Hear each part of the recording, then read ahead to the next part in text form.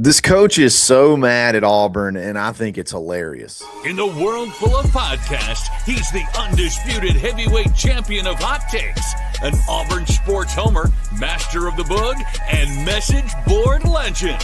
Get your buttons buttoned and your hats flattened because the Top Button Podcast is about to kick off, and you don't want to miss your courtside seat. Now, here's your host, Charlie Five. Yes, sir. We're back. It's another episode of the Top Button Podcast. I'm your host, Kyle Rush, a.k.a. Charlie Five, and we are ready to get after it.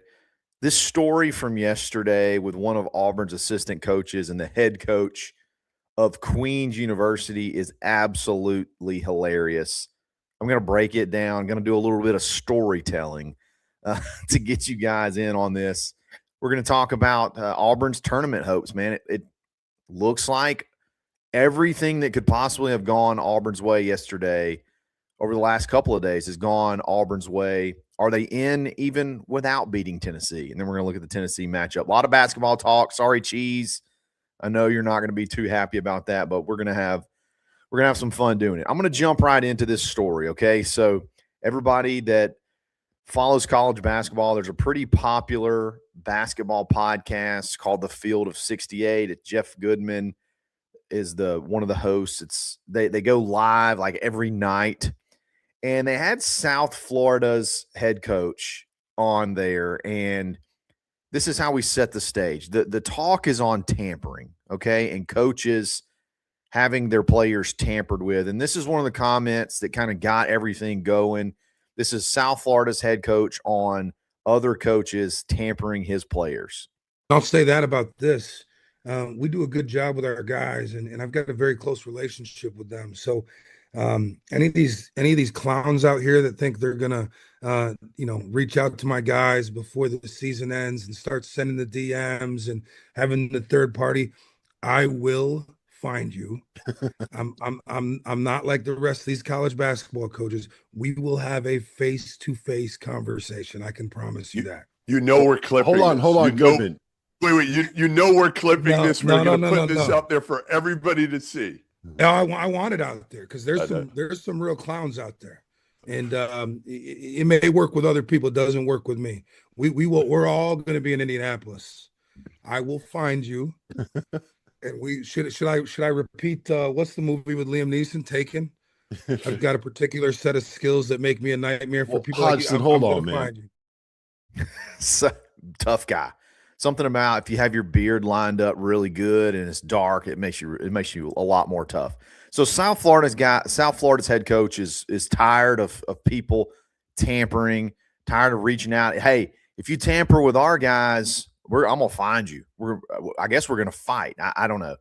Well, the head coach of Queens, Grant Leonard, retweets this video with this particular tweet. It says, "Hey guys, we had an SEC assistant buy a courtside seat for one of our conference tournament games to get ahead of recruiting one of my kids. Thoughts?" And he tags Jeff Goodman, Jeff Borzello, Field of 68. And remember, Auburn played Queens earlier in the year, beat them by like 40 points or whatever. Well, they didn't say Auburn, but later on it comes out that it was one of Auburn's assistants, Ian Borders, who bought a ticket, went to the game, and I assume is scouting, okay? So on the surface, you're like, what do I think about that? Like, this guy's mad. Are we breaking rules? Like what's the deal here? And then it come to find out, if you read the actual rules on this, a basketball staff member attending another conference basketball tournament would not be prohibited since it's impossible to be a future opponent at this time of the season. Staff may evaluate only student athletes not in the transfer portal, which means if any participating student athlete has entered the portal, all recruiting legislation applies. So not only is it not against the rules, this is really the only way you can evaluate players legally. Because once they go into the portal, which this can't happen now because of the timeline, but if they go into the portal, it's just like a regular recruit. If you go visit, it counts as a visit. If they come to visit, it counts as an official visit. All the recruiting contact stuff applies. So this guy's mad, and there's not even any rules being broken. Why are we pretending like the portal and tampering and scouting and whatnot doesn't go on? Like, why are we surprised all of a sudden by this? Why is this something that we are taken aback by? Like, why is this something that all of a sudden we're like, man, I didn't realize this is going on. We got guys coming after our players. And I also find it funny, like, I looked at Queens' roster. They got two guys that could probably play SEC basketball. But, like, how do you know we were there to watch Queens guys? The University of West Georgia's got a dude that's a bucket. They were playing the University of West Georgia in that particular game. They got a dude averaging a double-double. Shelton Williams-Dryden, he's a little bit of an undersized power forward, but he's averaging 20 and 9. He scored 22 points against Georgia this year in a game they played. He scored a bunch of points against, I think they played Georgia Tech. UCLA, I think he scored 16 points. So, like, how do you even know they're there to watch your players? It's just a hilarious exchange. And this is the best part. This is the best part of all, okay? You get a guy says, I think this is the tweet right here. Okay. Kevin Sweeney, scouting other teams' players is pretty standard in pro basketball, and I think it should be fair game in college hoops now with the new landscape. That said, handle it with a level of decorum. Sit in the stands, blend in. It's not Peach Jam where you got to flex your polo. Okay. You know, maybe he's got something there. Maybe sitting courtside was a little too much. And then you look at the attendance at the game. Where the hell are you going to blend in? Okay. Where are we blending in here? The maybe only had it's possible there was only courtside seats. There's 40 people at this game. Where can he sit and blend in? If you're listening, this is really bad audio. You got a little bit more people in the crowd here, but my gracious, where are you supposed to blend in? Great thought on the surface, but let's look at the attendance of the game. Ain't nobody going to the ASUN conference tournament. There's probably more coaches than just Ian Borders there, which I think is hilarious because Ian's a good buddy of mine, and I can't wait to talk to him about this. I know I can't text him about it, but I can't wait to talk to him about this. It's just so daggum funny to me. The Queens head coach, this is the most press he'll ever get in his whole career, Grant Leonard, fired up because he just figured out tampering was a thing. I can't believe you ever thought somebody good on your team would ever finish their career at your team. South Florida's the same way. Sorry. I know, and we're a proof of it. Auburn's proof of that. Any good players from South Florida are going to go elsewhere, more than likely. Any good players from Queens that aren't seniors are probably going to go elsewhere if they can. It's hilarious. Jeff Goodman got fired up about it too. Like, oh, let's have some decor. Let's have there should be some unwritten rules. Blah blah blah blah blah. Hell, they do it in the NBA. We're basically just a semi-pro basketball league now. Like, why are we – they're not talking to him. They're just observing. And it's not scouting for future competition. He didn't have a video recorder. This isn't a Michigan guy situation whose name is Connor or something. This isn't one of those situations. Just hilarious. Hilarious all the way around. Even after all the losses – dadgummit, Auburn is still in this thing. We're going to talk about that in just a second. But before we do that, let's give a quick shout out to Scarlet Oaks Roofing and Renovations. If you live in East Alabama last night, you had hail hit your roof because I know you did because it hit mine. And if hail can bust up shingles, it can cause damage. It can also qualify as an insurance claim. Hit up Preston 770-530-7738. Get you a free inspection. Why not? After last night, that was some pretty crazy weather that blew through East Alabama. Why not get it checked out? Your roof is super important, so show them some love. It's Scarlet Oaks Roofing and Renovation. And also, if you need a good real estate agent in East Alabama, call me, dadgummit. Email me, KyleRush@kw.com. If you want to buy, build, sell, or invest, would love to help you and your family. Hit me up. We'll be back right after this.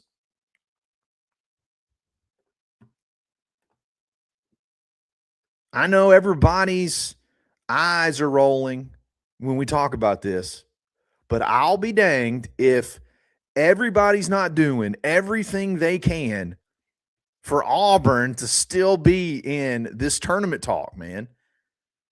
There were, I think, 7 teams yesterday on the bubble.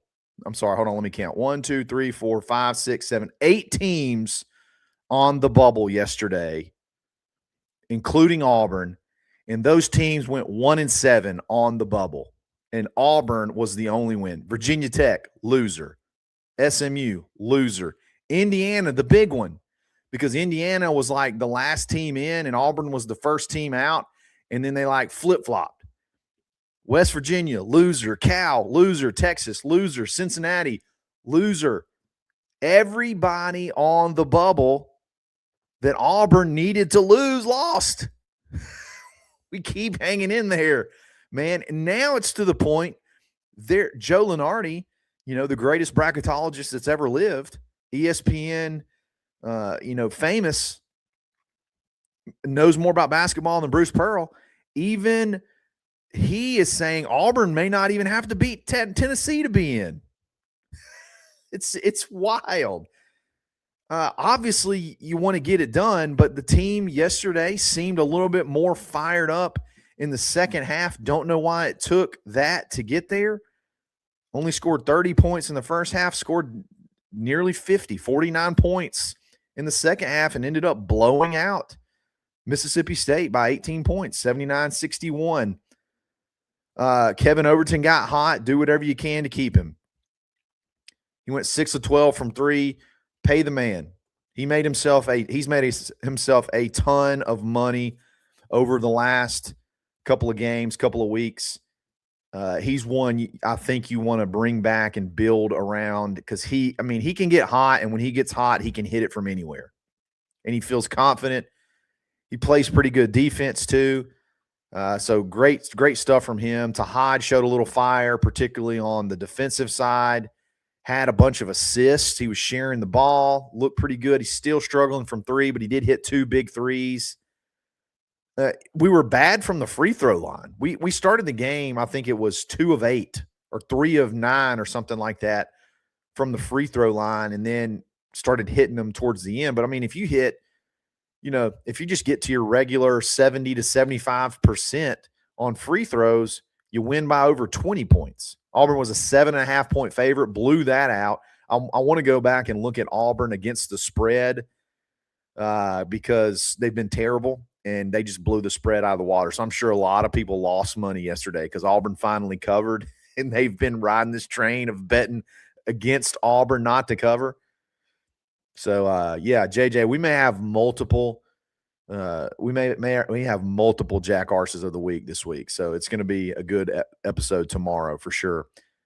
Keyshawn Murphy had a big exclamation point at the end of the game, a big dunk, and then he blocked Hubbard for good measure. There was all this talk before the game about Hubbard taking Murphy going to Auburn personal, and that's why he scored 1 billion points when they played, several weeks ago. Well, Murphy made this one personal, and he could have scored a ton more. He scored 15 points, 15 and 9, but he scored the first 7 points, I think, of the game for Auburn. But he got a technical, and he had a foul early. He hit a 3 and told him about it, got a technical. Well, that gave him 2 fouls like in the first 5 minutes, which is not smart. I talked about it on the Barncast. That was just not very smart basketball. ended up scoring 15 points. Good game. Again, exclamation point at the end. So great game for the guys. Now you got to just keep rolling, man. You got to keep rolling. You got another game against Tennessee this afternoon, again, same time, 2 p.m., and they're going to be down their best player. Well, or he's going to be limited at best. Limited at best. Nate Ament, they're all-world freshman, 6'10". I think he rolled his ankle against Alabama, and he hasn't played basically since. So this would be his first game back. He's listed as questionable. So, again, at best, he's going to be a little bit limited. I think he scored over 20 points against Auburn in their last matchup, had a really good game, and he was really rounding into form at that point in time. So, Auburn's got a pretty good opportunity. Again, I think I said the spread already, but it's only 5.5 points. You see sometimes where the extended layoff can make teams, rusty. And sometimes these early teams, you can see them go a couple of rounds because, they're sort of, they've shaken the rust off. They're just keeping the momentum going.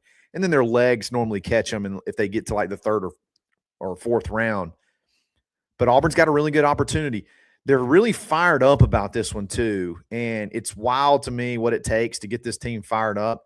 But this was this was like not a press conference, but they were talking to players after the game and looking forward to Tennessee. And here's a clip of that. Season, we heard some things that was said after the game, so we gonna see them tomorrow. What do you mean by that? Some things were said in the press conference, some giggles after the game, and we seen it. Oh no, I feel a lot of urgency. It's kind of personal, this game. You know what I'm saying? I heard after the game they were laughing or something in the interviews and thinking it was a game like since they beat us. I mean, they won fair and square. They're a great team, but it's gonna be a personal game. So we're gonna see who's the tougher team. We feel a little bit pressure because we lost last time against Tennessee. They punked us, and we very remember that game, and we will prepare to this game like much better than last time. And today's been team win. I didn't be good today, but I will step up tomorrow to help my teammates to get win. This is much important thing for our fans, for Auburn family. They're taking it personal. By the way, that last bit up with Jovic was just precious. They punk at us. He sounded out the ED at the end. They punk at us. And it's just, that was precious. Love it. So they're fired up for this one. They got it circled. Some people are saying they couldn't hear the video, but a lot more said they could. So hopefully everybody heard that, and they're fired up for this one. Again, I don't know why it takes that to fire this team up. Like, how about you win and you're in the tournament? Can that be enough? But hey, whatever it takes to get this one done, I say get it done. Whatever it takes, I'm fired up for it. So we're gonna have a barn cast tonight, this afternoon, 2:00. Make sure you tune into that. And yeah, we got to get a punked shirt right now. I'll work on that. Gonna have a lot of shirts and stuff like that coming out very, very soon. So y'all make sure you're paying attention for that one. Guys, I really appreciate it. I know basketball sometimes we're getting the itch for football in spring and stuff like that. But hey, we still got something to play for. We still got some stuff to play for, and maybe you got a tournament berth on the line today, and maybe you're already in with everybody losing. We're going to be here covering it all. So, guys, I really appreciate you listening. We'll be back again soon. It's another episode of the Top Button Podcast. Stay buttoned. Thanks for listening, and drive home safely.